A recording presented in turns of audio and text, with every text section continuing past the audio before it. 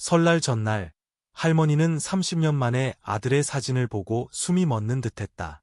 섣달금음 저녁, 한국의 어느 시골 마을은 분주함과 설렘으로 가득 찼다. 멀리서 간간히 들려오는 폭죽 소리와 아이들의 웃음소리가 뒤섞였고, 마을 해관은 청사초롱과 오색 깃발로 화려하게 장식되어 있었다. 길 양옆으로는 설 대목을 맞아 장을 보러 나온 사람들로 북적였고, 집집마다 떡국 끓는 구수한 냄새와 전 부치는 기름 냄새가 모락모락 피어올라 명절 분위기를 물씬 풍겼다. 하지만 마을 어귀, 낡은 기와집에 홀로 사는 박복내 할머니의 집은 시간마저 잊은 듯 고요했다. 이끼 낀 지붕, 금이 간 흙벽, 황량한 텃밭은 명절의 기쁨과는 거리가 멀어 보였다. 세미대 찬바람이 낡은 문틈으로 스며들어 빛바랜 커튼을 흔들었고, 마을 어딘가에서 들려오는 게 짖는 소리는 불안감을 더했다. 예순을 훌쩍 넘긴 박복내 할머니는 마당을 쓸고 있었다. 앙상한 손으로 쌀이비를 진 채 무거운 눈빛으로 마을 길 저편을 하염없이 바라보았다. 할머니에게 설날은 이제 아픈 기억과 후회, 상실감을 되새기게 하는 길고 긴 날일 뿐이었다. 작은 방 안, 할머니는 조촐한 차례상을 차렸다. 밥 한 그릇, 사과 한 알, 작은 산적 몇 조각, 정성스레 차린 음식들. 할머니는 유일한 아들, 강지훈의 낡은 사진 액자를 매만졌다. 한때 모든 희망을 걸었던 아들은 이제 빛바랜 사진 속에만 남아있었다. 사진 속 지훈의 얼굴을 볼 때마다 깊은 후회가 할머니의 가슴을 찔렀다. 지훈이 어렸을 적 초롱초롱한 눈망울로 마당을 뛰어다니며 직접 만든 작은 연을 날리던 설날의 기억이 떠올랐다. 아들의 즐거운 모습을 보며 가슴 벅차고 자랑스러웠던 그 시절. 하지만 아름다운 기억은 이제 흩어진 조각들 뿐이었다. 문득 차례상을 정리하다가 할머니는 실수로 밥그릇을 떨어뜨렸다. 정적을 깨는 날카로운 소리에 할머니는 숨이 멎는 듯했다. 바닥에 부서진 사기 조각들을 내려다보자 등골이 오싹해졌다. 할머니는 한숨을 내쉬며 중얼거렸다. 섣달 금음 날부터 액땜인가. 하늘이 뭘 알려주려는 걸까. 과거의 기억들이 파도처럼 밀려왔다. 지훈이 집에 있을 때 아들의 웃음소리로 이 집이 얼마나 따뜻했던가. 하지만 즐거운 기억은 이내 마지막 말다툼의 장면으로 바뀌었다. 지훈이 집을 떠나던 날. 그날 지훈은 할머니 앞에 무릎을 꿇었다. 간절한 눈빛으로 애원했다. 어머니, 제발 윤서아 씨를 받아주세요. 부잣집 딸은 아니지만 제가 사랑하는 사람이에요. 하지만 자존심과 체면 때문에 박복내 할머니는 냉정하게 거절했다. 내가 말했지. 그런 애는 우리 집에 발도 못 들여나. 그 말은 모든 것을 끊어버리는 칼날 같았다. 지훈은 분노로 얼굴이 붉어진 채 일어섰다. 떠나기 전 그는 목이 메어 말했다. 어머니는 체면만 중요하시죠. 제 행복은 안중에도 없으시잖아요. 어머니가 그 사람을 받아주지 않으시면 다시는 돌아오지 않겠어요. 박복내 할머니는 아들의 뒷모습이 마을 어귀 느티나무 뒤로 사라질 때까지 멍하니 서 있었다. 가슴이 찢어질 듯 아팠지만 자존심이 그를 붙잡는 것을 허락하지 않았다. 내가 잘한 걸까? 그런데 왜 이렇게 가슴이 아픈 거지? 그 후 몇 년 동안 집은 텅 비었다.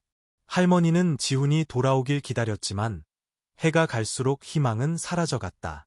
이제 남은 것은 아들의 영정 앞에서 느끼는 깊은 후회와 자책뿐이었다. 영정 앞에 주저앉아 할머니는 부드럽게 사진 액자를 어루만졌다. 눈가가 촉촉해졌다. 지훈아, 그날 엄마가 틀렸었다. 그런데 넌 엄마에게 바로잡을 기회조차 주지 않았구나. 날 용서할 수 있겠니? 아니, 내가 돌아온다 해도 날 엄마라고 부르지 않겠지. 자책하는 말들이 비수처럼 가슴에 박혔다.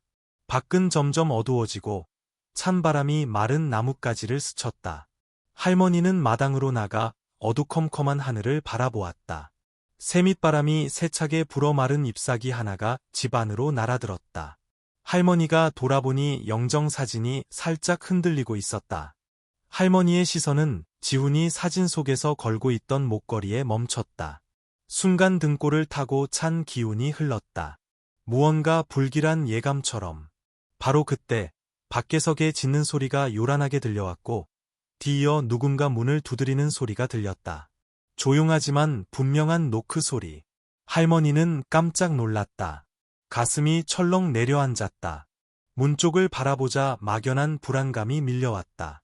이 섣달금은 밤에 누가 우리 집을 찾아온단 말인가. 할머니는 온갖 생각에 잠겨 천천히 문으로 다가갔다. 노크 소리가 다시 더 약하지만 다급하게 들려왔다. 할머니는 추위와 불안감에 떨리는 손으로 문고리를 잡았다. 문을 열자 눈앞에 펼쳐진 광경에 할머니는 그대로 얼어붙었다. 문 두드리는 소리는 굵어지는 빗소리와 새미대 칼바람 소리에 섞여 계속되었다. 박복래 할머니는 문 앞에 멍하니 서서 떨리는 손으로 문고리를 잡고 있었다. 밖에서 번개가 치자 그 순간적인 빛이 할머니의 불안과 초조함이 역력한 얼굴을 비췄다. 문이 열리자 빗줄기 속에 10살 남짓되어 보이는 작은 여자아이가 나타났다.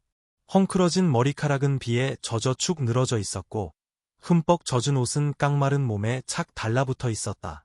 아이의 크고 동그란 눈에는 공포와 지침이 서려 있었다. 박복래 할머니는 깜짝 놀랐다. 왜야, 너는 누구냐? 어쩌다 이 시간에 여기까지 왔니? 아이는 더듬거리며 떨리는 목소리로 말했다. 저는 서하늘이라고 해요. 엄마가 외할아버지, 외할머니를 찾아가라고 했어요. 박복래 할머니는 미간을 찌푸리며 아이를 자세히 살폈다.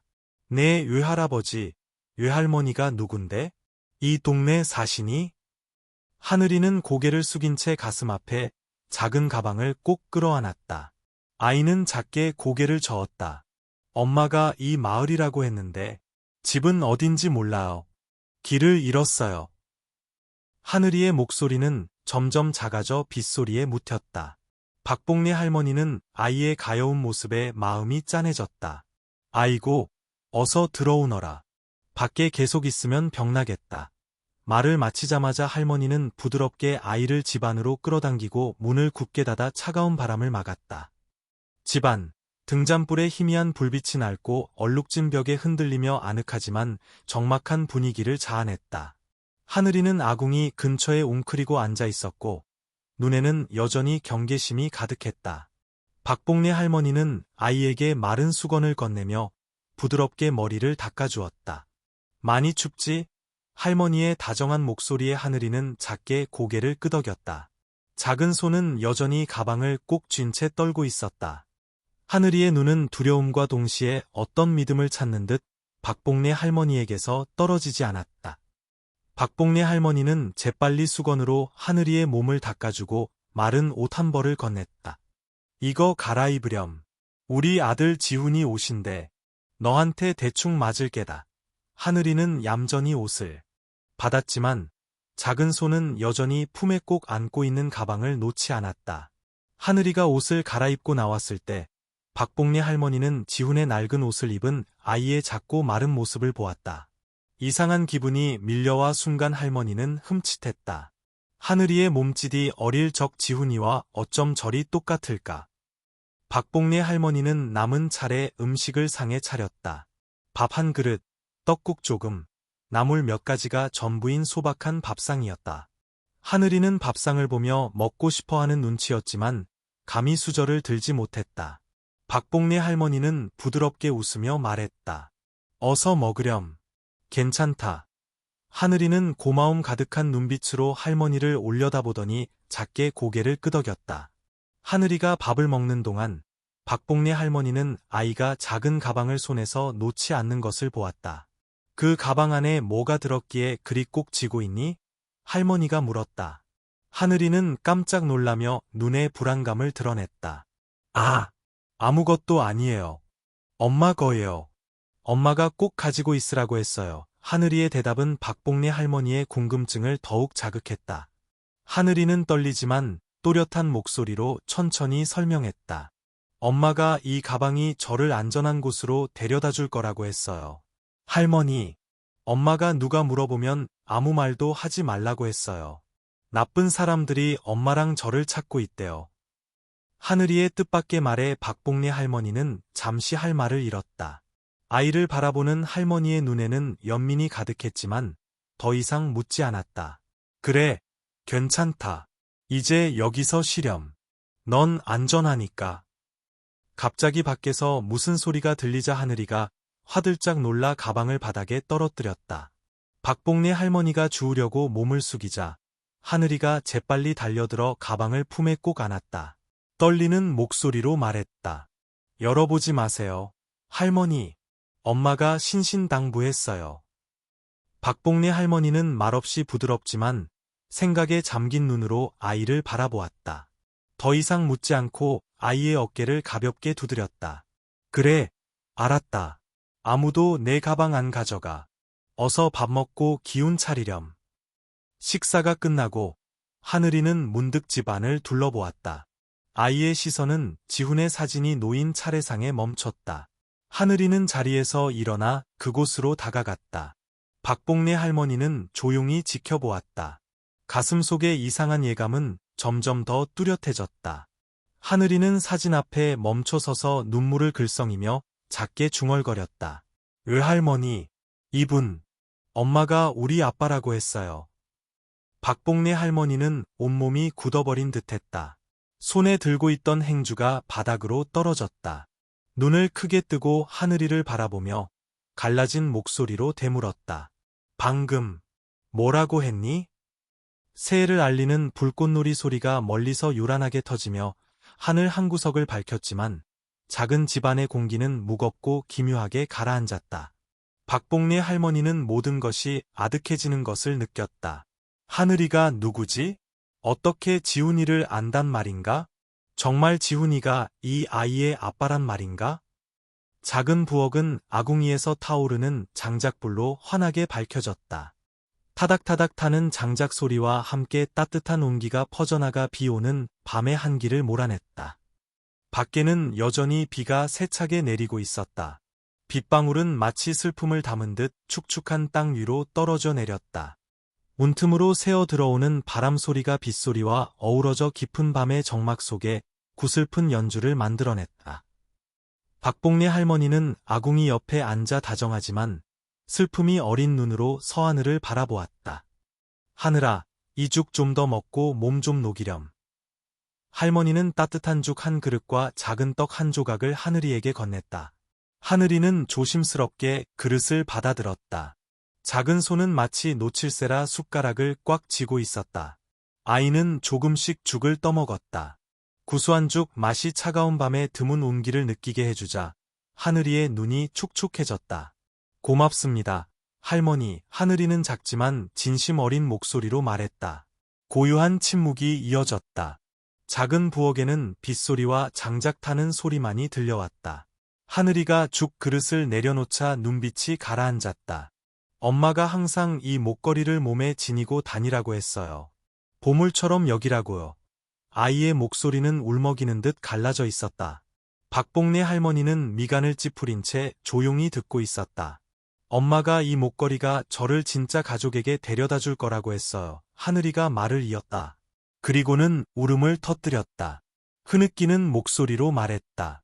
떠나시기 전에 엄마가 저를 꽉 안아주면서 말씀하셨어요. 무슨 일이 있어도 씩씩해야 한다고. 엄마 말 꼭 기억하라고. 박복래 할머니의 눈에 형언할 수 없는 감정이 스쳐 지나갔다. 타오르는 불빛 속에서 하늘이의 작은 모습은 할머니에게 오래전 기억을 떠올리게 했다. 어렸을 적 할머니 품에 안겼던 지훈이도 이렇게 작고 약했었다. 할머니는 뭔가 말하려는 듯 가만히 한숨을 내쉬었지만 이내 참았다. 이 아이 왜 이렇게 낯이 익을까? 혹시 아니겠지. 그저 내 상상일 거야. 할머니는 괴로운 눈빛으로 하늘이를 바라보았다. 하늘이는 항상 곁에 꼭 쥐고 있던 작은 주머니를 열었다. 낡은 은목걸이 하나가 불빛 아래 모습을 드러냈다. 펜던트에는 작은 연꽃 무늬가 새겨져 있었고 그 위에는 세월의 희미해진 글자가 손으로 새겨져 있었다. 이건 엄마가 항상 간직하던 목걸이예요. 아주 중요하다고 하셨어요. 하늘이가 목이 메어 설명했다. 박복래 할머니는 목걸이를 뚫어지게 바라보았다. 심장이 누군가에게 쥐어짜이는 듯 갑자기 멎는 것 같았다. 기억 속에서 문득 할머니는 지훈이 10살 되던 해에 똑같은 목걸이를 선물했던 것이 떠올랐다. 할머니의 손이 떨렸다. 낮은 목소리로 물었다. 야, 내 엄마가 정말 이 목걸이가 너를 진짜 가족에게 데려다 줄 거라고 했단 말이나? 하늘이는 확신에 찬 눈빛으로 힘차게 고개를 끄덕였다. 엄마가 이 목걸이를 알아보는 사람이 있다면 그 사람이 제가 누군지 알 거라고 했어요. 박복래 할머니는 마른 침을 삼켰다. 온갖 감정이 복받쳐 올랐다. 만약 하늘이가 정말 자신의 외손녀라면 그토록 사랑했던 아들 지훈이는 지금 어디에 있는 걸까? 그에게, 그리고 하늘이의 엄마에게 무슨 일이 있었던 걸까? 여기가 엄마가 마지막으로 가족과 함께했던 곳이라고 했어요. 하늘이가 말을 이으며 흐느껴 울기 시작했다. 박복래 할머니는 천천히 하늘이 곁으로 다가가 아이의 어깨에 손을 얹었다. 자, 울지 마라. 여기선 너 혼자가 아니란다. 하지만 할머니의 마음도 무겁게 짓눌려 있었다. 하늘이는 지쳐서 의자에 앉은 채 잠이 들었다. 여전히 가방을 손에 꼭 쥐고 있었다. 박복래 할머니는 아궁이 옆에 다시 앉아 깊은 생각에 잠긴 눈으로 목걸이를 바라보았다. 이 목걸이가 정말 지훈이 것이라면 하늘이는 내 손녀가 틀림없어. 하지만 지훈이는 어디에? 무슨 일이 있었던 걸까? 끝없는 질문들이 마치 밖에서 울부짖는 바람처럼 할머니의 마음속을 헤집어 놓았다. 타오르는 불빛이 할머니의 혼란스럽지만 단호한 얼굴을 비췄다. 한 줄기 빛이 할머니의 마음에 떠올랐다. 진실을 밝혀내야 한다. 설날 아침 햇살이 낡은 나무 창틀 사이로 부드럽게 스며들어 벽에 작은 균열들을 비추자 집안이 환해지는 듯했다. 마당에서는 새 지저귀는 소리가 이웃집 마당 쓰는 빗자루 소리와 어우러져 설날 시골 마을 특유의 평화로운 분위기를 자아냈다. 집안에는 어젯밤 남은 떡국 냄새와 차례상에 올렸던 향내음이 은은하게 퍼져 고요하지만 정겨운 분위기를 만들었다. 서하늘은 천천히 눈을 떴다. 창가에 놓인 나무 침대에 누워 있었다. 얇은 담요가 몸을 감싸고 있어 새해 첫 추위 속에서도 따스함을 느꼈다. 하늘이는 일어나 앉아 동그란 눈으로 조용히 방 안을 살폈다. 벽에 걸린 낡은 사진들이 아이의 눈길을 끌었다. 한 사진에는 세 식구의 모습이 뚜렷하게 담겨 있었다. 다정한 어머니, 과묵한 아버지, 그리고 눈빛이 초롱초롱한 어린 소년. 하늘이의 시선은 차례상 위에 놓인 사진에 더 오래 머물렀다. 사진 속 남자는 양복 차림이었는데 그 얼굴이 엄마가 항상 가방 속에 넣어 다니던 작은 사진 속 모습과 매우 닮아 있었다. 하늘이는 자신도 모르게 목에 걸린 목걸이를 꽉 쥐었다. 헤어지기 전 엄마의 당부가 마음속에 떠올랐다. 이 목걸이가 너를 진짜 가족에게 데려다 줄 거야. 박복래 할머니가 마당을 다 쓸고 집 안으로 들어섰다. 할머니의 시선은 차례상 옆에 서 있는 하늘이에게 멈췄다. 아이가 돌아보며 어쩔 줄 몰라 고개를 숙이고 작은 목소리로 말했다. 사진이 너무 예뻐서 그냥 보고 싶었어요. 박복래 할머니는 아무 말 없이 고개를 끄덕였지만 문득 하늘이의 목에 걸린 작은 목걸이에 시선이 멎었다. 할머니는 살짝 놀라며 이상한 기분이 다시 밀려왔지만 애써 누르고 더 이상 묻지 않았다. 아침 식사 때 박복래 할머니는 하늘이 앞에 따뜻한 차 한 잔을 놓아주었다. 아이는 두 손으로 찻잔을 잡고 가볍게 불어식힌 후 마셨다. 그 모습이 어릴 적 지훈이를 떠올리게 했다. 박복래 할머니는 순간 멍하니 지훈이가 어렸을 적 바로 이 자리에 앉아 성공한 사람이 되겠다는 꿈을 열심히 이야기하던 평화로운 아침들을 회상했다. 할머니의 입가에 드문 미소가 떠올랐지만 그것도 잠시 아픈 기억이 금세 할머니를 현실로 끌어내렸다. 하늘이는 천천히 아침을 먹었지만 눈에는 생각에 잠긴 기색이 역력했다. 할머니. 아이가 망설이며 말했다. 엄마가 이 목걸이가 저를 진짜 가족에게 데려다 줄 거라고 했어요. 박복래 할머니는 수저를 내려놓고 부드러운 목소리로 물었다. 그럼 내 가족은 어디 있니? 내 엄마는 왜 외할아버지, 외할머니를 찾아가라고 한 게나? 하늘이는 고개를 숙인 채 한참 동안 말이 없다가 대답했다. 엄마는 그냥 가야 한다고, 너무 늦기 전에 찾아야 한다고 했어요. 여기가 엄마가 마지막으로 가족과 함께했던 곳이라고 했어요. 하늘이의 말에 박복래 할머니는 숨이 막히는 듯했다. 할머니는 아이를 자세히 살폈다. 눈빛, 말투, 앉아있는 모습까지. 이상하게 낯익은 느낌이 스며들었지만 애써 평정을 유지하려 했다. 이야기를 나누던 중 하늘이는 무심코 옷 주머니에서 작은 은목걸이를 꺼내 보였다. 창문으로 들어온 빛이 목걸이에 반사되어 반짝였다. 박복래 할머니는 목걸이를 뚫어지게 바라보았다. 심장이 거세게 뛰었다.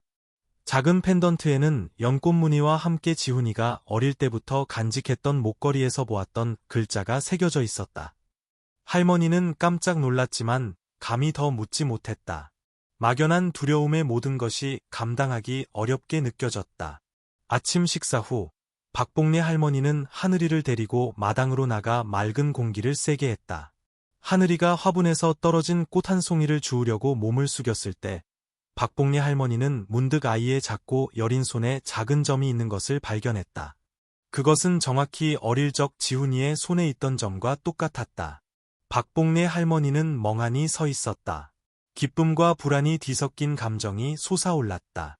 설마 이렇게까지 똑같을 수가. 하늘이, 이 아이가 혹시.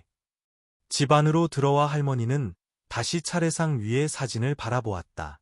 답없는 질문들이 헝클어진 실타래처럼 머릿속을 맴돌았다. 사진 속 남자의 얼굴, 지훈의 얼굴에 시선이 멈추자 할머니의 눈빛이 무겁게 가라앉았다. 새해 첫날 오후, 하늘은 구름 한 점 없이 맑았지만 햇살은 따갑지 않았다. 가벼운 바람이 마을 어귀 대나무 숲을 스치며 싸늘한 냉기를 실어 날랐다. 마당 앞, 박복래 할머니는 낡은 대나무 의자에 조용히 앉아 세월의 빛바랜 가족사진을 손에 들고 있었다. 할머니의 눈에는 모든 것을 잃어버린 사람만이 알 수 있는 공허함과 슬픔이 서려 있었다. 멀리서 다른 집들의 웃음소리가 들려오며 오늘이 새해 첫날, 가족들이 모이는 날임을 상기시켰다. 하지만 박복래 할머니의 작은 집안은 가슴 시리도록 고요했다. 박복래 할머니는 사진을 뚫어지게 바라보았다. 행복했던 기억들이 폭포수처럼 밀려왔다. 할머니는 지훈이가 어렸을 적 친구처럼 아끼던 작은 강아지와 함께 마당을 뛰어다니던 모습을 떠올렸다. 소박한 저녁 밥상머리에서 지훈이가 제잘거리며 자신의 꿈을 이야기하던 밤들이었다. 엄마, 나중에 커서 의사가 돼서 우리 마을 사람들 다 고쳐줄 거예요. 그때 박복래 할머니의 눈에는 자부심이 가득했었다. 기억은 지훈이가 대학에 합격하던 날로 거슬러 올라갔다. 평생 처음으로 아들이 대학생 교복을 입고 합격 통지서를 손에 든 채 눈을 빛내던 모습을 보았다. 온 마을 사람들이 축하하며 할머니가 복이 많다고 했지만 할머니는 그저 가볍게 미소 지을 뿐 크게 내색하지 않았다. 항상 아들의 버팀목이 되기 위해서는 강인해야 한다고 믿었기 때문이었다. 기억은 점차 파란만장했던 날들로 옮겨갔다. 지훈이가 윤서아라는 여자를 데리고 와서 인사시켰다. 서아는 도시 사람이 아니었고 옷차림도 수수했으며 거친 일로 손이 투박했다. 서아가 예를 갖춰 선물을 건넸을 때 할머니는 흘깃 쳐다볼 뿐 못마땅한 기색이 역력했다. 식사 자리에서 박복래 할머니는 불편한 심기를 숨기지 못했다. 이런 애가 어떻게 내 아들 뒷바라지를 하겠니? 지훈이가 밥그릇을 내려놓으며 단호하게 말했다.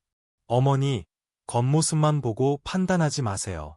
서아 씨는 제가 사랑하고 평생 함께하고 싶은 사람이에요. 박복래 할머니는 감정을 억누르지 못하고 소리쳤다. 내가 굳이 쟤랑 결혼하겠다면 이 집에 다시는 오지 마라. 지훈이가 손으로 식탁을 세게 내리쳤다. 분노에 찬 눈빛이었다. 어머니는 소위 명예라는 것만 중요하시죠.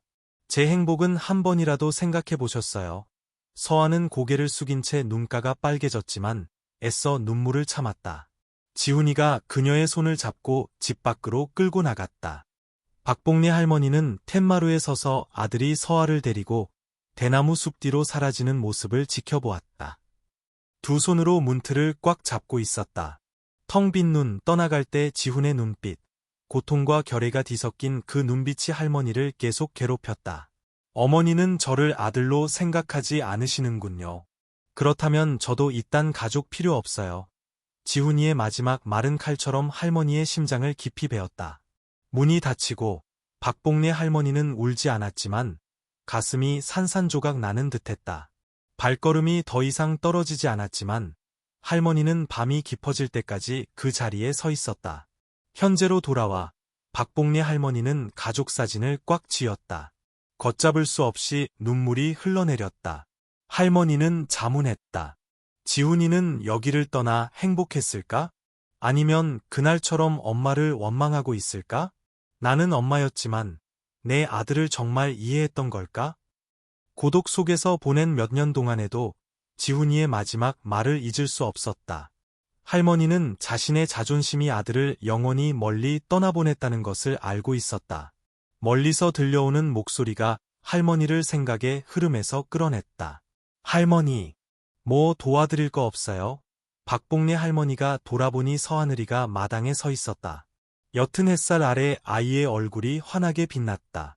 아이의 순수함이 할머니에게 따뜻함을 느끼게 했지만 할머니의 시선이 하늘이가 목에 건 목걸이에 멈추자 심장이 갑자기 멎는 듯했다. 지훈이가 떠날 때 가지고 갔던 물건과 똑같은 목걸이였다. 박복래 할머니는 가까이 다가가며 살짝 떨리는 손으로 물었다. 이 목걸이 어디서 났니? 설날 다음 날 아침, 마을 어기 오래된 정자나무 아래는 여느 해처럼 활기가 넘쳤다. 담소 소리와 아이들 떠드는 소리가 이른 아침 햇살 아래 어우러졌다. 마을 부녀자들이 나무 그늘에 모여 앉아 뜨거운 녹차를 손에 들고 한 모금씩 마시며 이야기를 나누고 있었다. 설날남은 떡국 냄새가 공기 중에 감돌았다.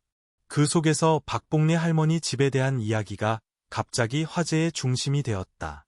나이 지긋한 조씨 할머니가 목소리를 낮췄지만 호기심 가득한 말투로 말했다. 섣달금은 밤에 옛 낯선 애가 이 할머니 집에 들어가는 걸 봤는데 다들 봤소? 그 말에 모여있던 사람들이 잠시 조용해졌다가 이내 시끌벅적해졌다. 얘라니? 낯선 애가 새해 첫날부터 집에 들어오면 1년 내내 재수 없을 텐데 다른 목소리가 끼어들었다. 해마다 혼자 살더니 올해는 하필 설날에 낯선 사람을 데려오다니 참 이상한 일이네. 박복래 할머니의 오랜 친구인 정은숙 할머니는 걱정스러운 표정이 역력했다. 그녀가 작게 말했다. 복래 씨가 평소에 말수도 적고 조용히 살았는데 갑자기 골칫거리를 집에 들이다니. 다들 알다시피 연초에 뭘 잘못하면 1년 내내 마음이 편치 않잖아. 거기서 그치지 않고 다른 부인이 기름을 부었다. 듣자 하니 그 애 이상하게 생겼다던데. 말도 안 하고 눈빛도 음침하고 누가 버리고 간 애 데려와서 집에 화를 부르는 거 아닌지 몰라. 수군거리는 소리는 점점 커져온 마을로 퍼져나갔다.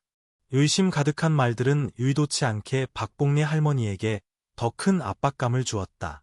할머니는 그저 섣달금은 밤에 착한 일을 하고 싶었을 뿐인데 그날 오후 정은숙 할머니가 박복래 할머니 집에 들렀다. 몇 마디 설날 인사를 나눈 후 정 할머니는 목소리를 낮추고 진지한 표정으로 말했다. 복래 씨, 자네가 몇 년 동안 외롭게 산 건 알지만 어쩌자고 설날에 낯선 사람을 집에 들였나? 자네도 알다시피 연초에는 뭐든 조심해야 하잖나. 그 애는 누구고 어쩌다 여기까지 오게 된 거야? 박복래 할머니는 미간을 찌푸렸다. 눈에 언짢은 기색이 스쳤지만 애써 평정을 유지하며 말했다. 그냥 길 잃은 불쌍한 아이일 뿐이야. 비가 억수같이 쏟아지는데 자네 생각엔 내가 섣달금은 밤에 그 애를 매정하게 내쫓았어야 한다는 건가? 말하는 동안 박복래 할머니의 눈에 순간 따뜻한 기운이 감돌았다. 할머니는 문 앞에서 떨며 겁에 질린 눈으로 서 있던 서하늘의 모습을 떠올렸다. 바로 그 눈빛 때문에 차마 예면할 수 없었다. 그 아이는 불운이 아니라 내가 지켜야 할 아이야. 할머니는 속으로 생각하며 더욱 굳게 마음먹었다. 정은숙 할머니는 친구를 바라보며 목소리를 낮췄다. 복래 씨, 내가 미신을 믿는 건 아니지만 이런 일은 자네가 조심하는 게 좋겠네. 난 그저 자네가 걱정돼서 그러는 거야. 해마다 안녕을 빌더니 갑자기 골칫거리를 스스로 만들다니. 정은숙 할머니가 떠나자 박복래 할머니는 집 안으로 돌아섰다. 여전히 터무니없는 경고들 때문에 마음이 불편했지만 눈앞의 광경이 모든 감정을 누그러뜨렸다. 서하늘이가 열심히 차례상을 닦고 있었다. 행주 하나하나를 조심스럽게 개고 있었다. 오후 햇살이 아이의 얼굴을 비추자 맑은 눈과 부드러운 미소가 더욱 돋보였다. 아이가 몸을 숙여 제기를 제자리에 놓을 때 박복래 할머니는 멍하니 서서 바라보았다. 따뜻한 감정이 가슴속에서 솟아올라 모든 의심을 지워버렸다. 남들이 뭐라고 하든 난 이 아이가 나쁜 일을 가져올 리 없다는 걸 알아. 하늘이가 하던 일을 멈추고 박복래 할머니에게 걱정스러운 목소리로 물었다. 할머니, 밖에 계신 분들이 뭐라고 하세요? 제가 여기 있는 거 싫어하세요? 박복래 할머니는 하늘이의 머리를 쓰다듬으며 다정한 눈빛으로 말했다. 신경 쓰지 마라. 그분들은 사정을 몰라서 그래. 여기서 넌 우리 식구야. 그 말은 하늘이를 안심시키기 위한 것뿐만 아니라 박복래 할머니 자신에게도 그 어느 때보다 굳건해야 함을 일깨워주는 말이었다. 누가 뭐라고 하든 내가 널 지켜줄게, 하늘아. 넌 내 가족이야. 그날 밤 박복래 할머니가 잠든 사이 마당에서 나는 작은 소리에 할머니는 깜짝 놀라 잠에서 깼다. 할머니는 확인하러 나갔다가 하늘이의 목걸이가 땅바닥에 떨어져 밝은 달빛 아래 놓여 있는 것을 보았다. 이상하게도 목걸이는 마치 어느 방향을 가리키는 듯 반짝이고 있었다. 바로 그때 하늘이가 할머니 뒤에 나타났다. 감정이 가득한 눈으로, 아이는 작지만 또렷한 목소리로 말했다. 할머니, 엄마가 저를 인도해 주시는 것 같아요. 하늘이의 말에 박복래 할머니는 멍하니 서 있었다. 할머니는 몸을 숙여 목걸이를 집어들었다. 가슴속에서 호기심과 두려움이 뒤섞인 감정이 솟아올랐다. 이 목걸이가 정말 지훈이와 관련이 있는 걸까? 그리고 이 아이는 도대체 누구일까? 설날 이틀째 밤, 작은 방은 어둠에 잠겨 있었다. 낡은 나무 책상 위에 놓인 등잔불의 희미한 빛만이 어둠을 밀어내려는 듯 힘겹게 빛나고 있었다. 찬바람이 문틈으로 새어 들어와 마당 대나무 소리를 실어날랐다. 시골 마을의 정막 속에는 박복래 할머니의 가벼운 한숨 소리만이 감돌았다. 할머니는 책상 옆에 앉아 어젯밤 마당에서 주운 목걸이를 손에 들고 있었다. 박복래 할머니는 목걸이를 등잔불 가까이 가져갔다. 은목걸이였는데 세월의 먼지로 표면이 흐릿했다. 먼지를 닦아내자 할머니의 눈은 목걸이 표면에 새겨진 작은 글자에 못 박힌 듯 고정되었다. 지훈, 하늘. 지훈, 하늘. 할머니는 목이 메어 작게 되뇌었다. 이 목걸이는 평범한 물건이 아니었다. 그것은 마치 폭풍처럼 밀려오는 생생한 기억을 담고 있었다. 지훈이가 어렸을 적 할머니가 그가 10살 되던 해에 선물한 목걸이를 걸고 있던 모습이 뚜렷하게 떠올랐다. 그때 할머니는 당부했었다. 이걸 소중히 간직하렴. 우리 가족을 지키듯이 말이다. 박복래 할머니는 떨리는 손으로 목걸이를 책상 위에 내려놓았다. 아들에 대한 그리움이 격렬하게 솟아오르면서 동시에 마음을 괴롭히는 질문들이 떠올랐다. 이 목걸이가 왜 여기에 있는 걸까? 그리고 왜 이렇게 우연의 일치일까? 박복래 할머니가 여전히 혼란에 빠져 있을 때 서하늘이가 뜨거운 물 한 잔을 들고 방으로 들어왔다. 아이는 천천히 다가와 할머니가 목걸이를 보고 있는 것을 보고 호기심 어린 눈으로 물었다. 할머니, 뭘 보고 계세요? 박복래 할머니는 애써 평정을 유지하며 낮은 목소리로 물었다. 이 목걸이 어떻게 내가 갖게 된 거니? 하늘이는 고개를 숙인 채 작은 손을 살짝 움켜쥐었다. 잠시 침묵이 흐른 후 아이는 목이 메어 대답했다. 엄마가 이건 우리 아빠의 유일한 유품이라고 했어요. 아빠가 누군지 모르지만 엄마는 항상 이 목걸이가 저를 인도해 줄 거라고 했어요. 그 말을 듣자 박복래 할머니의 가슴이 철렁 내려앉았다. 목걸이에 새겨진 지훈이라는 이름, 하늘이의 아빠에 대한 이야기, 모든 것이 희미하지만 의미심장한 그림처럼 맞춰졌다. 지훈이가 내 아빠라고? 할머니는 목소리의 떨림을 감추려 했으며 작게 물었다. 하늘이는 할머니를 올려다보았다. 순수하지만 감정이 가득한 눈이었다. 엄마가 우리 아빠 이름이 지훈이라고 했어요. 엄마는 저한테 외할아버지, 외할머니를 찾아가면 아빠가 다시 저를 찾아올 거라고 했어요. 박복래 할머니는 숨이 멎는 듯했다. 목걸이에 새겨진 지훈이라는 이름, 하늘이의 순진한 목소리, 모든 것이 할머니의 심장을 깊이 찔렀다. 얘가 내 외손녀라고? 지훈이는 어디 있었던 거지? 왜 자기 딸을 이렇게 혼자 내버려 둔 거야? 할머니는 하늘이를 내려다보며 두 사람 사이의 묘한 유대감을 느꼈다. 가슴 속에서 솟아오르는 애정이 모든 의심을 뛰어넘었다. 할머니는 하늘이를 품에 끌어안았다. 눈물이 조용히 흘러내렸다. 걱정 마라, 얘야. 여기서 할머니가 널 지켜줄게. 하늘이가 잠든 후 박복래 할머니는 책상 옆에 다시 앉아 깊은 생각에 잠긴 눈으로 목걸이를 바라보았다. 할머니는 지훈이의 유품이 담긴 낡은 상자를 열었다. 그 안에는 지훈이가 어렸을 때부터 청년 시절까지의 편지와 사진들이 들어 있었다. 사진 한 장이 떨어져 나왔는데 그 뒤에는 지훈이가 한때 가장 사랑했던 윤서아라는 이름이 언급된 편지가 함께 있었다. 할머니는 지훈이가 쓴 편지를 한 글자 읽었다. 서아 씨는 제가 사랑하는 사람이에요.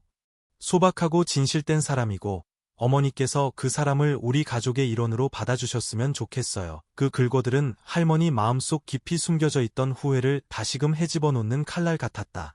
할머니의 손이 떨리고 눈물이 다시 흘러내렸다. 할머니는 속삭였다. 아들아, 왜 우리 가족을 이렇게 만들었니? 고요한 밤, 서하늘이가 갑자기 방으로 들어왔다. 조심스러운 발걸음, 망설이는 눈빛이었다. 할머니, 왜 우세요? 제가 할머니 슬프게 했어요. 박복래 할머니는 눈물을 닦고 하늘이를 품에 안고 고개를 저었다. 하지만 마음속 깊은 곳에서는 무엇을 해야 할지 알고 있었다. 강한 생각이 떠올랐다. 어떻게든 지훈이를 다시 찾아야 해. 작은 부엌에서의 저녁 식사.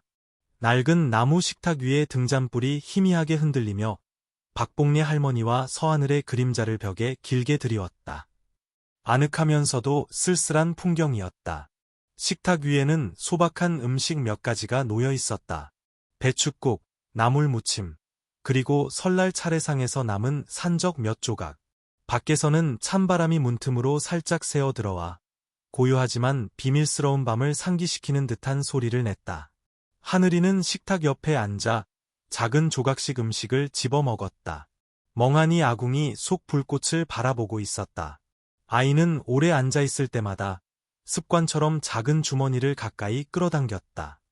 하지만 이번에는 주머니가 손에서 미끄러져 낡은 사진 한 장이 주머니에서 빠져나와 식탁 위를 가볍게 스쳐 박복래 할머니 바로 앞에 멈췄다. 이게 뭐냐?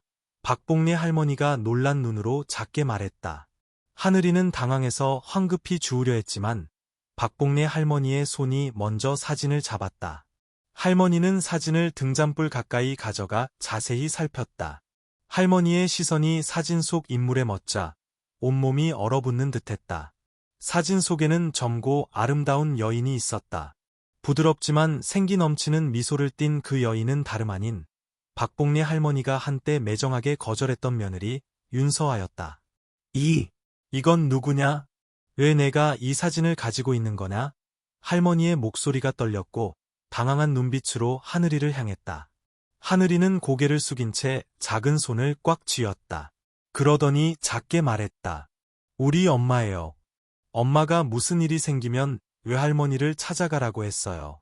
엄마가 외할머니가 저를 돌봐주실 거라고 했어요. 하늘이는 고개를 들어 사진을 가리키며 눈물을 글썽였다. 우리 엄마 이름은 윤서아예요. 엄마는 항상 외할머니가 제가 기댈 수 있는 유일한 가족이라고 했어요. 박복래 할머니는 숨이 멎는 듯했다. 사진을 쥔 할머니의 손이 멈추지 않고 떨렸다. 몇 년 전의 기억들이 홍수처럼 밀려왔다. 서아가 할머니 앞에 무릎 꿇고 승낙을 빌던 모습, 할머니가 그녀를 거절하며 내뱉었던 냉정한 말들, 모든 것이 생생하게 떠올랐다. 설마, 그 애란 말인가? 어쩌다 이런 일이. 박복래 할머니는 마치 자신에게 말하듯 속삭였다. 하늘이가 식탁을 떠나 설거지를 하러 갔을 때 박복래 할머니는 여전히 멍하니 자리에 앉아 사진에서 눈을 떼지 못했다. 강지훈이가 집을 떠나며 남겼던 마지막 말들이 다시 귓가에 맴돌았다. 어머니가 그 사람을 받아주지 않으시면 다시는 돌아오지 않겠어요. 지훈이의 고통스러운 눈빛, 그가 서아를 데리고 마을 길 저편으로 사라지던 모습, 모든 것이 비수처럼 할머니의 가슴을 깊이 찔렀다. 박복래 할머니는 자신에게 말했다. 내가 틀렸었어. 내가 이 아이를 집도 절도 없는 신세로 만들었구나. 그리고 한숨을 내쉬며 부엌을 둘러보았다. 등잔불 빛이 마치 할머니 마음속의 냉기를 다 몰아내지 못하는 듯했다. 하늘아, 내가 겪어야 했던 일들은 내가 지훈이와 서아에게 결코 겪게 하고 싶지 않았던 것들인데. 그날 밤, 하늘이가 잠든 후 박복래 할머니는 조용히 나무 장롱을 열고 낡은 상자 하나를 꺼냈다. 안에는 낡은 가족 사진들이 들어있었는데 대부분 지훈이가 어릴 때부터 성인이 될 때까지의 사진이었다. 할머니는 특별한 사진 한 장을 꺼냈다. 지훈이와 서아가 함께 여행 가서 찍은 사진이었다. 할머니는 그 사진을 하늘이가 떨어뜨린 사진 옆에 놓았다. 자세히 보니 두 사진 속 서아의 얼굴이 똑같았다. 그것은 하늘이가 정말 자신의 외손녀라는 것을 더욱 확신하게 했다. 박복래 할머니는 속삭였다. 하늘아, 내가 정말 내 핏줄이라면 누구도 널 다치게 놔두지 않을 거야. 그날 밤 모든 것이 정적에 잠겼을 때 서하늘이가 방에서 나와 망설이며 말했다. 할머니, 제가 할머니 슬프게 했어요. 박복래 할머니는 깜짝 놀라 돌아보았다. 여전히 젖어있는 눈이었다. 할머니는 하늘이를 품에 안고 떨리는 목소리로 말했다. 아니, 내가 할머니를 슬프게 한 게 아니야. 넌 할머니에게 온 가장 좋은 선물이야. 설날 나흘째 아침, 이른 햇살이 나뭇가지 사이로 스며들어 마을을 평화롭게 감쌌다. 며칠간의 떠들썩한 새해 분위기가 지나고 마을은 다시 본래의 고요함을 되찾았다. 하지만 박복래 할머니 집은 예전의 정적을 유지하지 못했다. 마당 앞에는 이웃 주민 몇몇이 모여 호기심과 비난이 섞인 눈빛으로 수군거리고 있었다. 듣자 하니 그 애가 이 할머니 집에 계속 머문다더라. 조씨 할머니가 심각한 목소리로 말했다. 연초부터 낯선 사람을 집에 들이면 1년 내내 재수 없을 텐데. 다른 사람이 의심스러운 눈빛으로 거들었다. 정자나무 아래 찻집에서부터 마을 해관까지 하늘이 이야기가 온 동네에 퍼졌어. 동의하지 않는 사람도 많고 심지어 듣기 거북한 말도 하더라니까. 뭐 진짜 손녀도 아닐 텐데 그냥 이용해 먹으려는 애겠지. 조씨 할머니와 황씨 아저씨를 선두로 한 무리가 무거운 발걸음으로 문 앞에 다가섰다. 조씨 할머니의 목소리가 크게 울렸다. 복래씨, 문 좀 열어봐요. 우리가 그 애 문제로 할 얘기가 있어서 왔수다. 안에서 박복래 할머니는 침착하게 문을 열었다. 엄숙한 눈빛으로 군중을 마주했다. 떠들썩한 수군거림 앞에서도 할머니는 조금도 동요하지 않았다. 복래씨, 조씨 할머니가 심각한 표정으로 말했다. 온 마을 사람이 새해 첫날이 얼마나 중요한지 다 아는데 정체 모를 애를 집에 들여서 뒷감당은 어쩌려고 그러시오? 황씨 아저씨가 말을 이었다. 우린 그냥 당신 좋으라고 하는 소리여. 혼자 산지도 오래됐는데 이제 와서 짐까지 떠한다니. 혹시라도 안 좋은 일 생기면 어쩌려고? 그들 뒤에서 호기심 어린 눈들이 지켜보고 있었다. 하늘이는 이때 문 뒤에 숨어 있었다. 박복래 할머니는 마당으로 나와 침착하지만 위험 있는 목소리로 말했다. 걱정해 주셔서 감사합니다. 하지만 제가 뭘 하고 있는지는 제가 잘 압니다. 할머니는 하늘이를 돌아보며 다정하지만 단호한 눈빛으로 말했다. 이 아이는 낯선 사람이 아닙니다. 제 손녀이고 제 핏줄입니다. 그 선언은 충격 그 자체였다. 군중이 술렁였고 아무도 자기 귀를 믿지 못했다. 조씨 할머니가 목소리를 굳히며 말했다. 당신 손녀라고?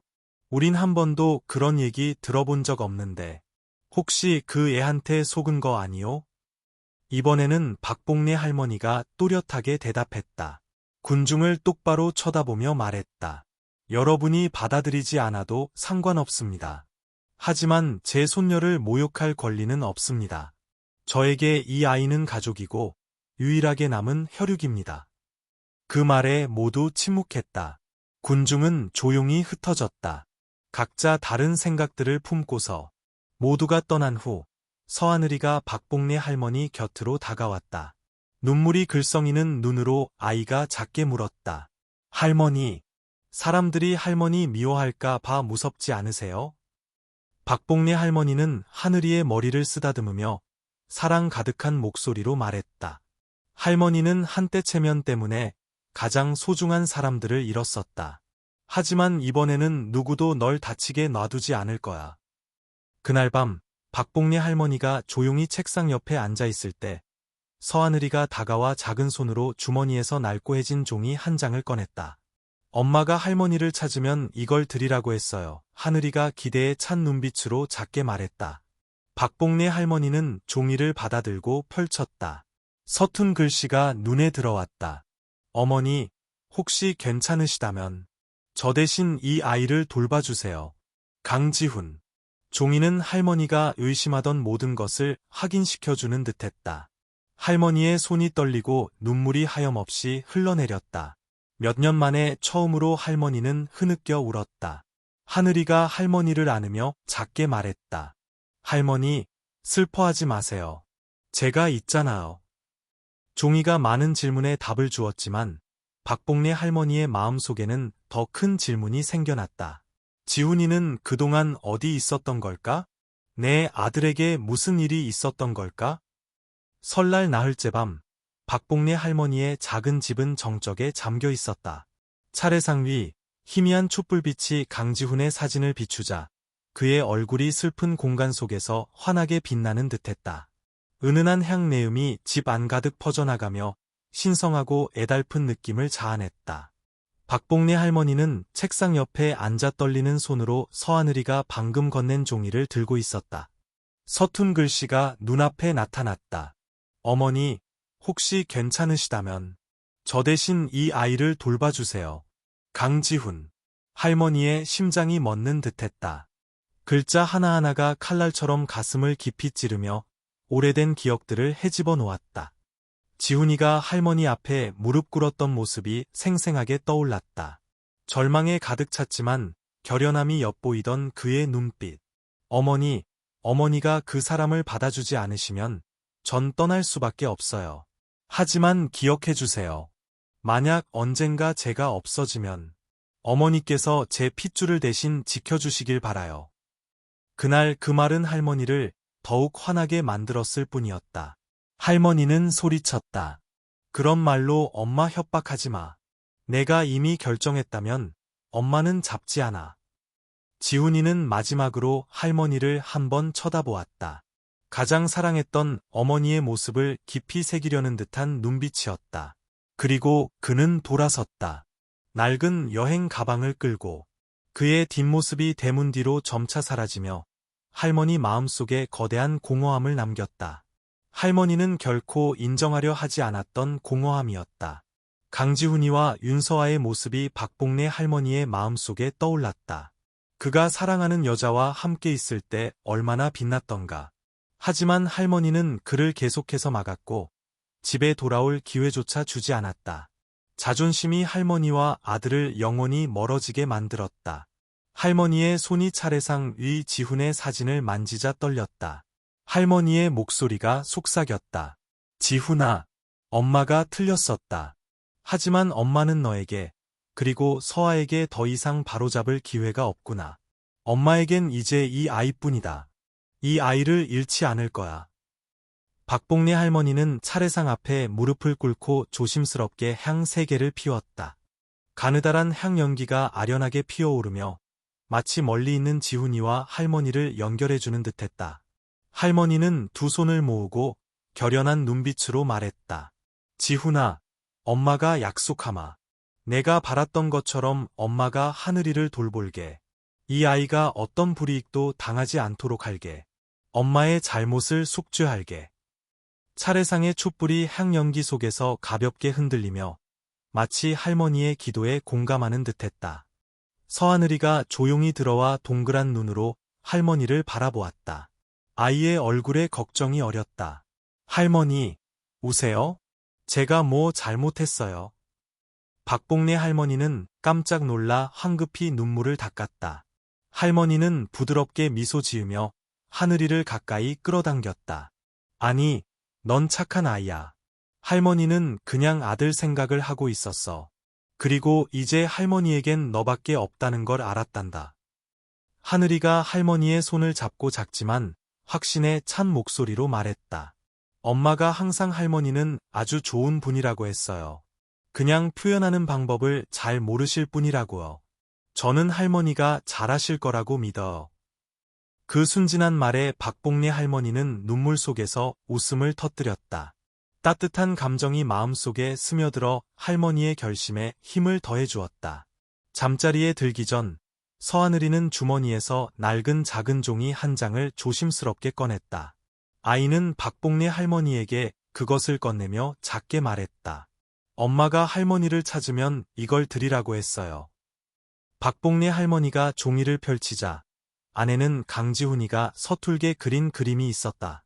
작은 가족의 모습과 함께 간단한 글귀가 적혀 있었다. 가족, 모든 상처가 치유되는 곳. 박복래 할머니는 그림을 바라보며 눈물이 뺨을 타고 흘러내렸다.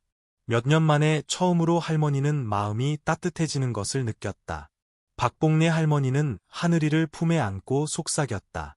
걱정 마라, 얘야. 할머니가 내 엄마를 내 기억 속으로 다시 데려올 방법을 찾을게. 그리고 널 영원히 여기, 내 곁에 두기 위해 모든 걸 할 거야. 할머니 마음속에 큰 계획이 서서히 형성되었다. 지훈이와 서아에게 무슨 일이 있었는지 알아내고 산산조각 난 가족의 모든 조각들을 다시 연결하기 위한 계획이었다. 설날 닷새째 오후, 옅은 황금빛 햇살이 평화로운 시골 마을 전체에 드리워졌다. 박복래 할머니의 작은 집안은 평소와 달리 활기차고 분주했다. 박복래 할머니는 큰 상차림을 준비하고 있었다. 떡, 잡채, 갈비찜 같은 전통 음식들이 정성스럽게 차려졌다. 밖에서는 이웃 사람들의 조심스러운 발걸음 소리가 점점 더 많이 들려왔다. 그들은 할머니 집 문 앞에 모여 호기심과 의심이 뒤섞인 눈으로 서성였다. 듣자 하니 오늘 이 할머니가 그 낯선 애를 손녀로 삼는다던데 정말일까? 이런 일이 어떻게 믿어지겠어? 집안에서 박복래 할머니는 아침 일찍 일어나 준비했다. 서하늘이는 할머니 곁을 졸졸 따라다니며 나물 다듬는 것을 돕고 식탁을 닦았다. 아이는 즐겁게 물었다. 할머니, 오늘 사람이 이렇게 많은데 무슨 특별한 날이에요? 박복래 할머니는 부드럽게 미소 지으며 하늘이의 머리를 가볍게 쓰다듬었다. 그래, 오늘은 특별한 날이야. 할머니는 모든 사람에게 내가 이 가족의 일원이라는 걸 알리고 싶단다. 하늘이는 할머니의 말을 다 이해하지 못했지만 맛있는 음식이 가득한 식탁을 보며 기대에 찬 눈빛이었다. 모든 준비가 끝나자 박복래 할머니는 일어서서 손님을 맞이하러 마당으로 나갔다. 나이 지긋한 어르신들부터 중년, 어린아이들까지 여러 무리의 사람들이 들어왔다. 집안은 순식간에 활기를 띠었지만 박복래 할머니는 그들의 눈빛에서 의심과 수군거림을 분명히 느꼈다.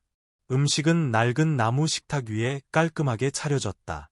박복래 할머니는 모두에게 자리에 앉으라고 권했지만 조씨 할머니와 황씨 아저씨의 눈빛은 여전히 탐색적이었다. 조씨 할머니가 입술을 살짝 비틀며 말했다. 복래씨, 몇 년 동안 혼자 살더니 갑자기 어디서 손녀딸이 나타났어? 의심하는 건 아니지만 혹시 외로움을 덜려고 아무나 데려온 거 아니오? 조씨 할머니의 말은 따뜻한 분위기에 찬물을 끼얹는 듯했다.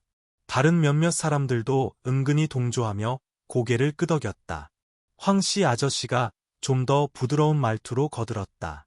우리도 당신 사생활에 참견하고 싶진 않지만 온 마을 사람이 다 궁금해하잖소. 연초인데 뭐든 명확해야 다들 안심할 거 아니겠소.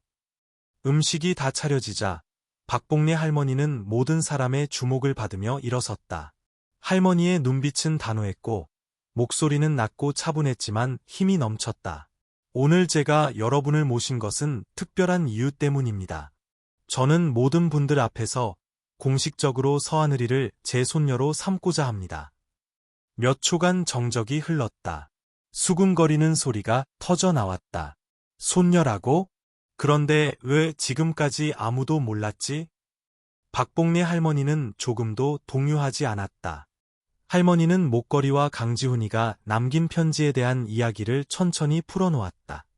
세상을 떠난 아들과 자신의 잘못을 언급할 때 할머니의 목소리가 떨렸다. 이것은 충동적인 결정이 아닙니다. 하늘이는 제 아들의 핏줄입니다. 저에게 남은 유일한 혈육이고 저는 어떤 대가를 치르더라도 이 아이를 지킬 것입니다. 조씨 할머니는 여전히 믿지 못하겠다는 듯 빈정거리는 말투로 말했다. 정말 그렇다면 우리가 오해한 거겠지만 당신이 그 애를 지킬 수 있다고 확신하오? 늙은 몸으로 혼자 살면서 그 책임을 감당할 수 있겠소? 조씨 할머니의 반응에 마을 사람들 다수가 침묵하며 유심과 믿음 사이에서 갈등했다. 몇몇 사람들은 서로 눈빛을 교환하기 시작했다. 탐색적인 눈빛이 공감하는 눈빛으로 바뀌었다. 박복래 할머니의 오랜 친구인 정은숙 할머니가 일어서서 말했다. 내 생각엔 더 이상 논란의 여지가 없는 것 같네. 복래 씨가 이미 결정했다면 우리는 그분과 아이를 축복해 줘야 하네. 누구나 실수는 할 수 있지만 책임을 지고 바로잡으려는 노력이 더 중요한 법일세. 정은숙 할머니의 말의 분위기가 누그러졌다. 다른 몇몇 사람들도 동의하며 고개를 끄덕였다. 박복래 할머니는 몸을 돌려 단호한 눈빛으로 조씨 할머니를 똑바로 쳐다보았다. 저는 한때 제 아들을 지키지 못하는 실수를 저질렀습니다. 하지만 이번에는 누구도 제 손녀를 다치게 놔두지 않을 겁니다. 어떤 일이 있어도 말입니다. 여기가 제 가족입니다. 서하늘이의 이야기가 갑자기 식사 자리의 중심 화제가 되었다. 사람들이 이것저것 묻자 하늘이는 조심스럽게 말했다. 엄마가 무슨 일이 생기면 외할머니를 찾아가라고 했어요. 엄마가 할머니는 저를 버리지 않으실 거라고 했어요. 아이의 목소리는 작지만 또렷해서 많은 사람들을 침묵하게 만들었다. 호기심 많은 한 사람이 더 물었다. 그럼 내 엄마는 어디 있니? 왜 너랑 같이 오지 않았어? 하늘이는 고개를 숙이고 잠시 망설이다가 말했다. 우리 엄마는 어떤 아저씨를 피해서 도망쳐야 한다고 했어요. 그 아저씨가 엄마한테 계속 빚을 갚으라고 했어요. 제가 마지막으로 그 아저씨를 본 건 버스 터미널에서였어요. 그 말에 박복래 할머니의 얼굴이 창백해졌다. 할머니의 손이 살짝 떨렸고 걱정스러운 눈으로 하늘이를 바라보았다. 그 말은 걱정을 불러일으켰을 뿐만 아니라 박복래 할머니의 결심을 더욱 굳건하게 만들었다. 할머니는 식탁 주위를 둘러본 후 하늘이를 향해 몸을 돌려 아이의 손을 가볍게 잡았다.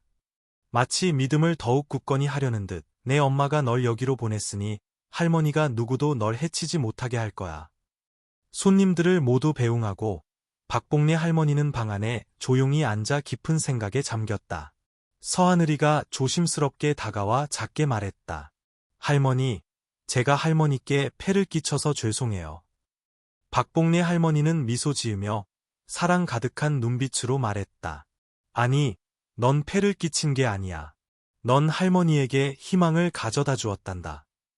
그날 밤 달빛이 온 마을을 비추고 있을 때 박복래 할머니는 작게 속삭였다. 지훈아, 보고 있니? 엄마가 드디어 내 핏줄을 찾았단다. 아무리 힘들어도 엄마가 이 아이를 지킬게. 설날 엿새날 오후 약한 햇살이 박복래 할머니 집 앞 나무들 사이로 스며들어 평화롭고 부드러운 풍경을 자아냈다. 작은 마을은 이제 며칠간의 떠들썩한 설날 분위기가 지나고 다시 고요함을 되찾았다. 아이들은 정자나무 근처에서 뛰어놀고 까르르 웃는 소리가 멀리까지 들려왔다.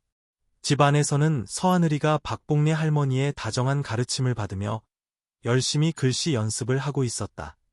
그 평온한 분위기는 오래가지 못했다. 멀리서 험상궂은 모습의 한 남자가 박복래 할머니 집 문 앞에 나타났다. 중년 남자는 키가 크고 얼굴은 각졌으며 흉터가 가득했다. 옷은 진흙으로 얼룩져 있었고 날카로운 눈빛은 분노를 담고 있는 듯했다. 그는 나무 대문을 세게 두드리며 거친 목소리로 소리쳐 평화로운 분위기를 깨뜨렸다. 이봐, 할망구. 할 얘기 있으니 문 열어. 박복래 할머니는 소리를 듣고 고개를 들었다. 눈에 불안한 기색이 스쳤다. 책상 옆에 앉아있던 하늘이는 즉시 그 남자를 알아보았다. 아이는 떨면서 손을 꽉 쥐고 부엌 문 쪽으로 뒷걸음질 쳤다. 박복래 할머니는 마당으로 나가 탐색적인 눈빛으로 남자를 바라보았다. 누구신데 저를 찾으십니까? 할머니의 목소리는 낮고 단호했다. 남자는 하늘이를 똑바로 가리키며 협박하는 말투로 말했다.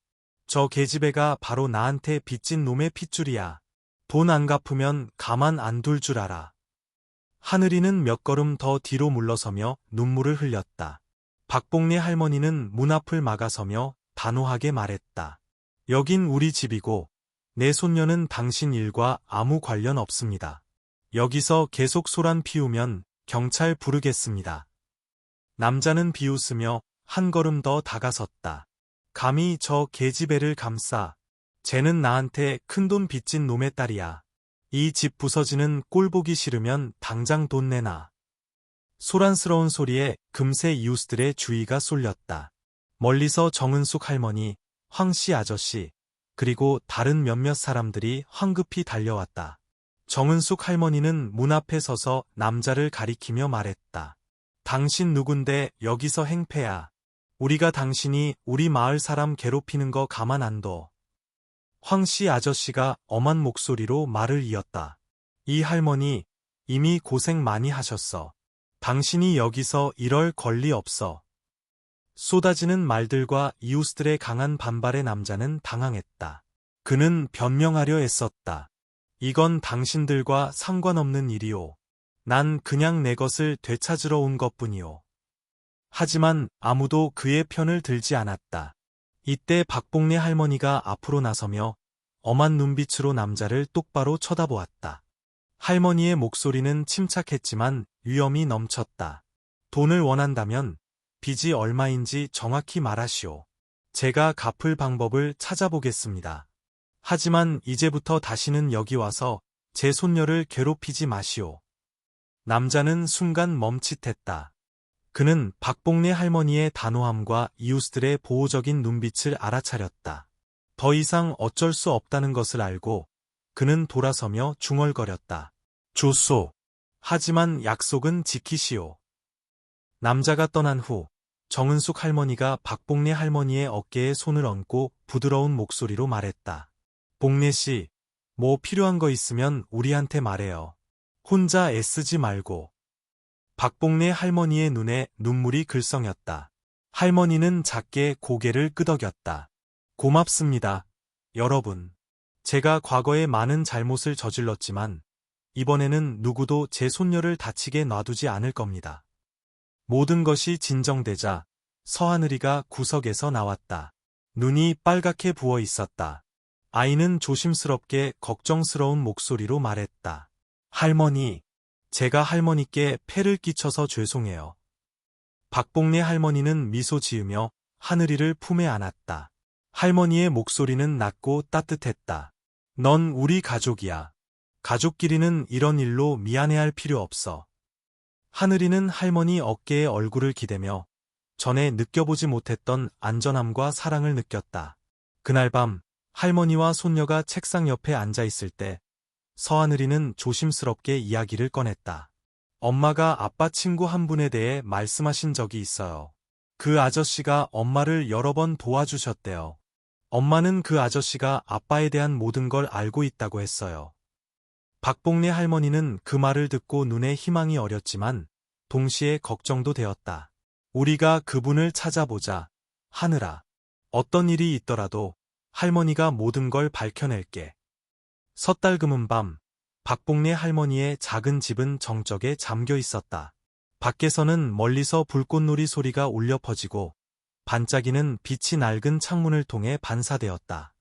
차례상 위에서는 타다 남은 향에서 피어오른 연기가 방 안 가득 부드럽게 퍼져나가며 엄숙한 분위기를 자아냈다.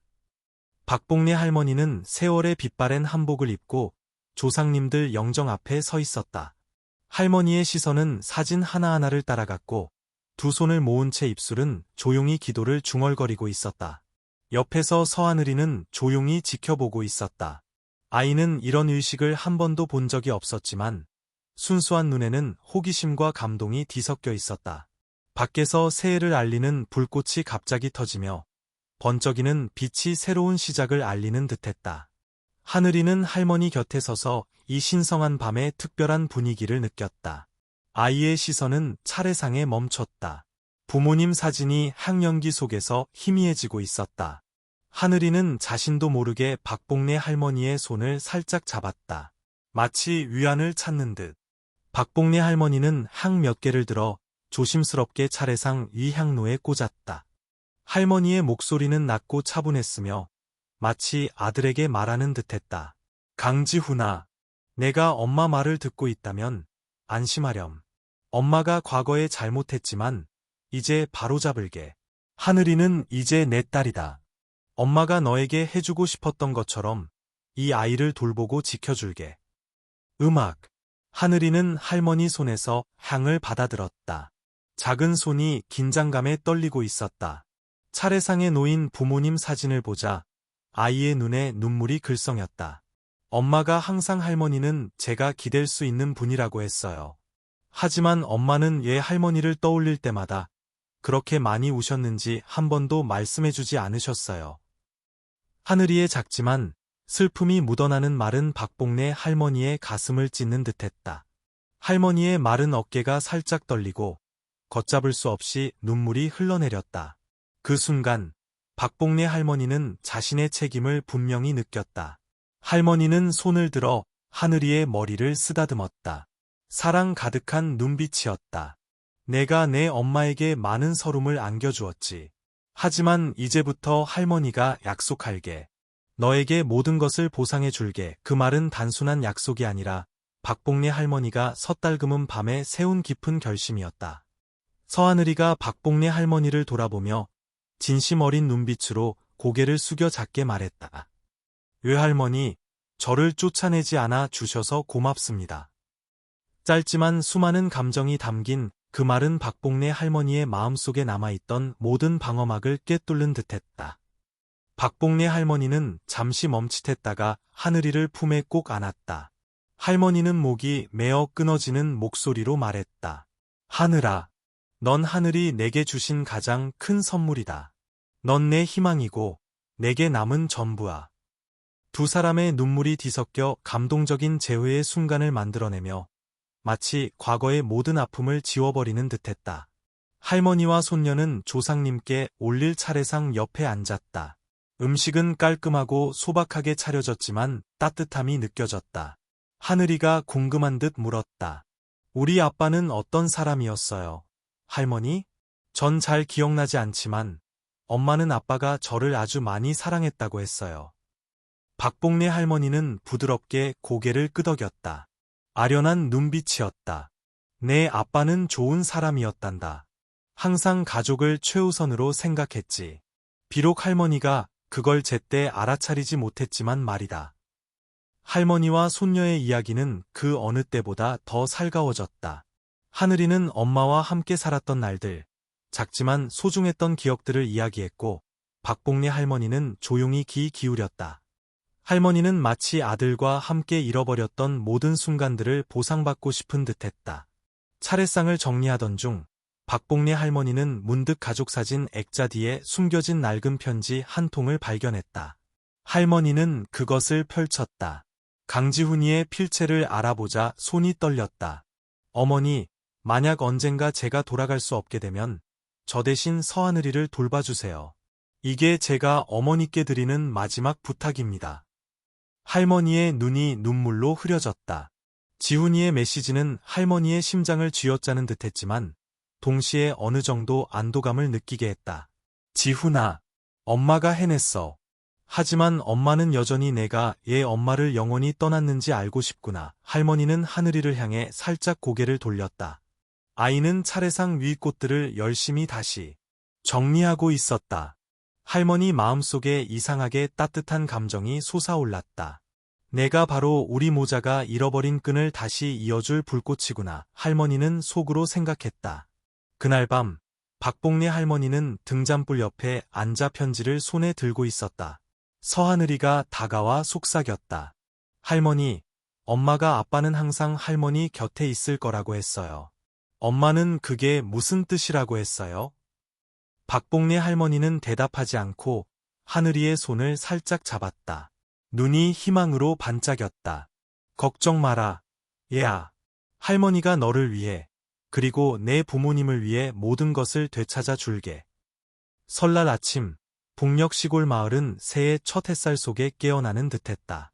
하늘은 맑고 푸르렀고 가벼운 바람이 불어와 쌀쌀하지만 따뜻한 느낌을 주었다. 붉은 벽돌로 포장된 작은 길들은 나무 그늘에 가려져 있었고 골목골목마다 떠들썩한 새의 인사소리가 울려 퍼졌다. 박복래 할머니의 작은 집안, 햇살이 창문을 통해 들어와 깨끗하게 닦인 가족 차례상을 비추었다. 향연기가 피어올라 사진들 주위에 얇고 희미한 안개를 드리웠다. 박복래 할머니는 소박하지만 단정한 한복 차림으로 서하늘이의 옷매무새를 고쳐준 후 두 사람은 마을 길로 나섰다. 하늘이는 박복래 할머니의 손을 꼭 잡고 집을 나섰다. 아이의 눈은 호기심으로 반짝이며 주위의 활기찬 풍경을 바라보았다. 마당을 청소하던 이웃들이 할머니와 손녀를 보자 몇몇은 미소 지으며 인사했다. 하늘이는 작게 고개를 숙여 인사하며 사람들의 친절함에 쑥스러우면서도 마음이 따뜻해졌다. 뜻밖에도 한때 가장 격렬하게 반대했던 조씨 할머니가 빨간 세뱃돈 봉투를 손에 들고 다가왔다. 새해 복 많이 받아라, 하늘아. 내 외할머니가 널 참 잘 키우셨구나. 하늘이는 망설이며 세뱃돈 봉투를 받아들었다. 놀라움과 감사가 뒤섞인 눈빛이었다. 조씨 할머니의 축복은 마치 이전의 반목을 모두 지워버리고 분위기를 한결 부드럽게 만드는 듯했다. 고맙습니다, 할머니. 하늘이가 작은 목소리로 말하며 부끄러움에 뺨이 붉어졌지만 마음은 기쁨으로 가득 찼다. 서하늘이는 새해 인사를 하는 사람들 틈에 끼어들었다. 아이는 작지만 공손한 목소리로 한 사람 한 사람에게 인사했고 마을 어른들에게서 차례로 빨간 세뱃돈 봉투를 받았다. 처음에는 망설이던 눈빛들이 이제는 하늘이를 받아들이는 부드러운 미소로 바뀌어 있었다. 아이는 세뱃돈 봉투를 손에 꼭 쥐고 감격에 겨워 눈물을 글썽였다. 처음으로 공동체의 따뜻함과 소속감을 느꼈다. 마을 어기 큰 정자나무 아래 박복래 할머니는 서하늘이가 아이들과 함께 즐겁게 노는 모습을 바라보았다. 아이의 맑은 웃음소리가 주위의 떠들썩한 이야기 소리와 어우러져 할머니의 마음을 기쁨으로 가득 채웠다. 할머니는 하늘이를 보며 예전에 외로웠던 날들을 떠올리다가 속으로 생각했다. 강지훈아, 보고 있니? 이 아이가 행복해하고 있어. 내가 걱정했던 것처럼 외롭지 않단다. 엄마가 해냈어, 지훈아. 할머니의 눈에 안도감이 서렸다. 마치 몇 년 동안 짊어졌던 무거운 짐을 내려놓은 듯. 서하늘이가 달려와 박복래 할머니의 손을 끌며 마을 아이들과 함께하는 줄다리기 놀이에 참여하라고 권했다. 박복래 할머니는 처음에는 어색해했지만 차마 거절하지 못했다. 할머니와 손녀는 함께 환하게 웃었다. 기쁨이 퍼져나가 주위 모든 사람들에게 따뜻함을 느끼게 했다. 그 순간은 마치 두 세대 사이에 어떤 간격도 없이 그들을 하나로 묶어주는 듯했다. 집으로 돌아왔을 때 서하늘이가 작게 속삭였다. 외할머니, 올해는 제 소원이 다 이루어졌으면 좋겠어요. 박복래 할머니는 몸을 숙여 하늘이의 손을 꼭 잡았다. 사랑 가득한 눈빛이었다. 내가 행복하기만 하다면 그게 이미 할머니의 가장 큰 소원이란다. 할머니와 손녀는 함께 새해 첫 식사를 준비했다. 음식은 깔끔하고 소박하게 차려졌지만 아늑했다. 박복래 할머니와 하늘이가 함께 평화로운 순간들을 만들어가는 모습은 가족과 사랑의 신성한 가치를 일깨워주는 듯했다. 박복래 할머니는 하늘이 곁에서 온전한 행복을 찾았을 뿐만 아니라 과거를 내려놓고 현재를 살며 미래를 향해 나아가는 법을 배웠다. 저녁 노을이 질 무렵 박복래 할머니와 서하늘이는 함께 차례상 앞에 섰다. 가족 사진은 이제 더 이상 후회의 상징이 아니라 박복래 할머니가 믿음과 희망을 가지고 계속 살아갈 수 있도록 영감을 주는 원천이 되었다. 마당 밖, 길끝에 낯선 남자 한 명의 모습이 갑자기 나타났다. 건장한 체격, 깊은 생각에 잠긴 듯한 그의 눈빛에 박복래 할머니는 순간 깜짝 놀랐다. 할머니는 멍하니 서서 바라보았다. 마음속에 이상한 감정들이 솟아올랐다. 걱정과 호기심이 뒤섞인. 이 사람은 누구일까? 강지훈이와 서하늘이의 이야기에 무슨 관련이 있는 걸까? 박복래 할머니와 서하늘이의 이야기는 감동적인 재해로 막을 내렸지만 남는 것은 사랑, 용서, 그리고 가족의 신성한 가치에 대한 교훈입니다. 박복래 할머니의 여정을 통해 우리는 때때로 용감하게 잘못을 인정하고 마음을 열기만 하면 상실이 치유와 사랑의 기회가 될 수 있음을 봅니다. 혹시 우리 삶에서 보이지 않는 편견이나 두려움 때문에 중요한 것들을 놓치고 있지는 않은가요? 이 이야기는 우리 각자에게 질문을 던집니다. 어쩌면 잃어버렸다고 생각했던 것들이 우리가 찾고 붙잡을 용기만 있다면 우리를 기다리고 있을지도 모릅니다. 만약 여러분도 가족에 대한 감동적인 이야기를 경험했거나 박복래 할머니의 결정에 대해 어떤 생각이 드신다면 아래 댓글로 여러분의 생각을 나눠주세요. 여러분의 관점이 이 이야기의 의미를 더욱 풍부하게 만들어 줄 것입니다. 채널 구독과 알림 설정을 잊지 마시고 다음에도 감동적이고 의미 있는 이야기들을 놓치지 마세요. 함께해 주셔서 감사드리며 사랑하는 사람들과 함께하는 모든 순간을 소중히 여기시길 바랍니다.